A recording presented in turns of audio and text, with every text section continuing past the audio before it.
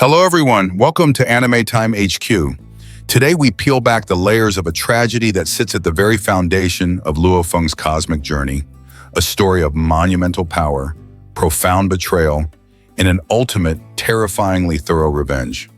We are talking about the true, untold story behind the death of Luo Feng's first cosmic master, the great Hu Yambo. Before we dive into this incredible story of cosmic betrayal and ultimate justice, please do us a massive favor. Hit that like button, share this video, and smash that subscribe button. We are dedicated to bringing you the deepest analyses of the Swallowed Star universe, and joining our community is the best way to support the mission. Remember, this breakdown covers both the Novel and Dong Hua versions, so some details may slightly differ between them. Now, let's begin. Hu Yambo, the original owner of the Yunmo planet ship and the creator of the vast, intricate Nine Remoteness Space, was a titan of his era. Yet his end was not in battle against a monstrous foe, but through a cold, calculated act of treachery by his peers. His debt of blood became Luo Feng's lifelong burden. This detailed analysis explores the magnitude of Hu Yambo's fall, the cosmic vow Luo Feng inherited, and the strategic, decades-long campaign that culminated in a revenge far more comprehensive than a simple duel. We focus on the ultimate justice delivered by the rising universe master, a revenge that could only be achieved by surpassing the very concept of his master's death.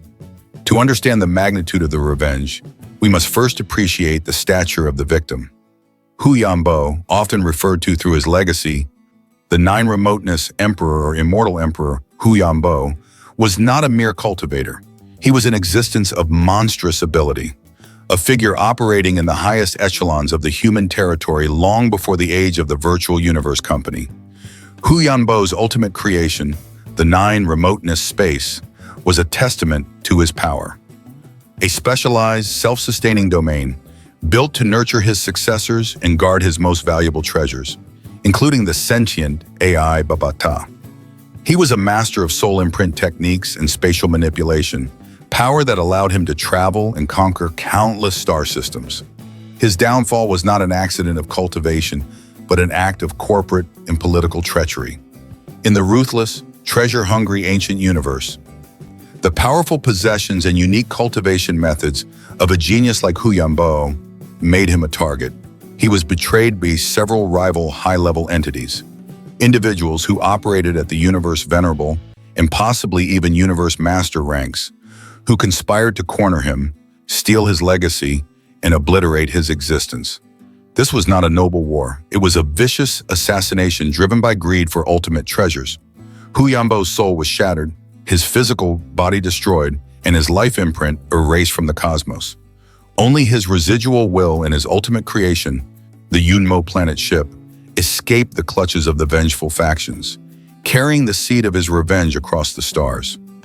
This betrayal cemented a debt of blood that only the most dedicated successor could ever repay. Hu Yambo's legacy found its host in the most unlikely of places, the post-apocalyptic Earth, in the determined soul of Luo Feng. From the moment the Yunmo planet ship chose him, and Babata revealed his master's true fate, Luo Feng inherited more than just treasures. He inherited a lifelong mission. Babata, the frustrated, witty AI, acted as the immediate executor of the revenge, but it was Luo Feng who bore the spiritual weight. The magnitude of the injustice fueled his ascent. Luo Feng understood that his mission was not merely to kill one person, but to rise to such a height that he could crush the entire ancient power structure that facilitated his master's death. This required not just power, but absolute superiority. This revenge vow became the invisible force driving Luo Feng's almost maniacal pace of cultivation. The Beast God Path. The path of the golden horned beast, which Luo Feng walked, was about maximizing power, preparing him to challenge the supreme beings who had felled his master. The Star Tower, the later acquisition and mastery of the Star Tower, one of the universe's ultimate artifacts, was crucial, as these were the very kinds of treasures the betrayers sought. Controlling them was a symbolic reversal of the original theft. Strategic growth. Every dangerous training phase, every life or death scenario from the Blood River continent to the Outer Region Wars was a step on the road to becoming strong enough to face the ancient factions responsible. Luo Feng's revenge was never a simple matter of dueling an immortal. It was a promise to the soul of his master that he would reach a height where the betrayers' organizations, their descendants, and their power bases would become nothing more than dust to be swept away. Unlike the spontaneous revenge Luo Feng enacted for his family or his immediate rivals, the retribution for Hu Yambo was a cold, strategic campaign spanning thousands of years. It was executed not in a single emotional duel, but through systematic political and military pressure brought to bear by an ever-ascending supreme power. Luo Feng's path to vengeance involved 1. Ascending to the apex. The revenge truly began when Luo Feng achieved the level of Universe Venerable and later, a Universe Master. At these tiers, he gained the right and the power to directly intervene in the politics of ancient, established forces. 2. Targeting the legacy. Instead of chasing individual betrayers who may have long since died or ascended beyond the reach of his current power, Luo Feng targeted their factions, descendants, and allies. By crushing their organizations, he erased their influence and guaranteed their legacies were wiped from the cosmos, a far greater form of defeat than mere death. 3. The use of absolute power. When Luo Feng finally gained control of ultimate treasures like the Star Tower, his ability to exert power became absolute. He systematically dismantled the organizational structures of the factions that were once his master's equals, treating them as obstacles to be removed rather than opponents to be fought.